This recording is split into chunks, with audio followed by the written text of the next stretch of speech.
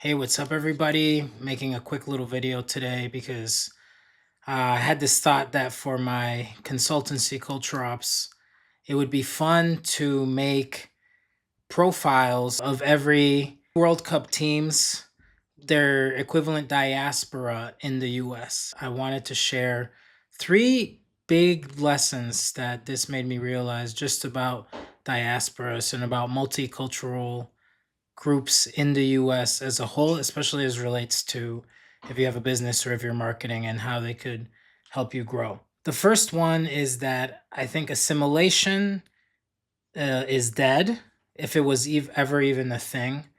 There's this concept that everybody takes for granted of the kind of the assimilation process, the path, and it assumes that every immigrant, when they come to the US, starts unassimilated or unacculturated. And whether it's with enough time or with enough generations, they go through a stage where they're more bicultural, but then eventually everybody becomes fully assimilated and indistinguishable from mainstream Americans into how they think. I think maybe it was truer in the past because immigrant groups, once they arrived here, didn't have as many ways to stay in touch with their original country's culture.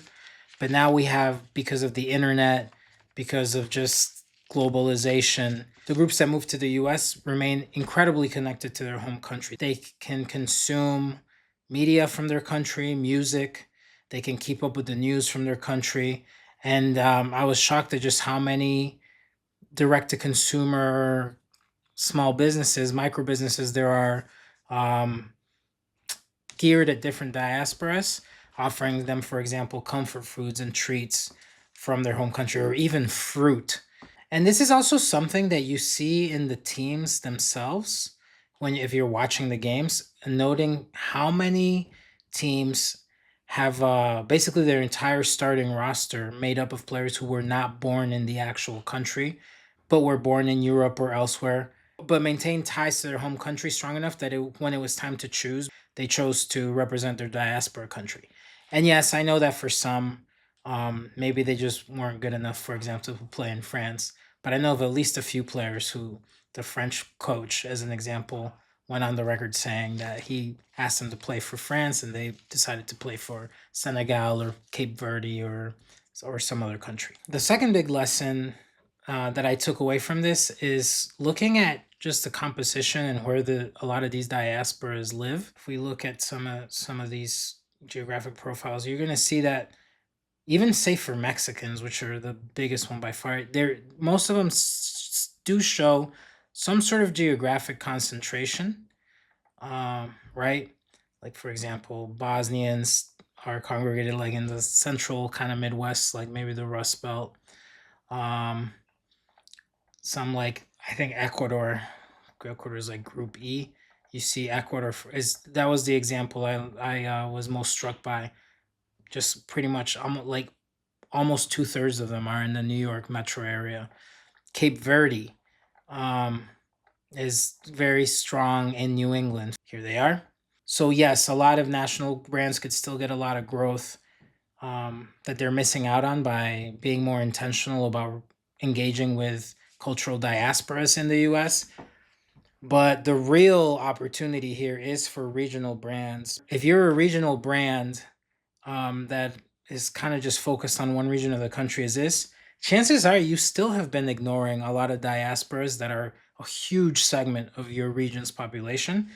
So just starting to think about how you can do some versioned outreach for those diasporas, that could really move the needle for you. And finally, for some of the older European communities in the country where there are descendants, fifth, sixth generation that may have kind of really lost their like touch with that culture, those still present a really big opportunity for national brands and for national campaigns because there seems to be a lot of eagerness by those further descendants or more distant descendants to reactivate their connection with their ancestry. I've noticed this for years, say with the Mexican community, which is not that it's a little bit more recent, but like third generation Mexicans, they a lot of them engage in what people call reacculturation, where they're taking Spanish classes, making a concerted effort to stay in touch with Mexican communities.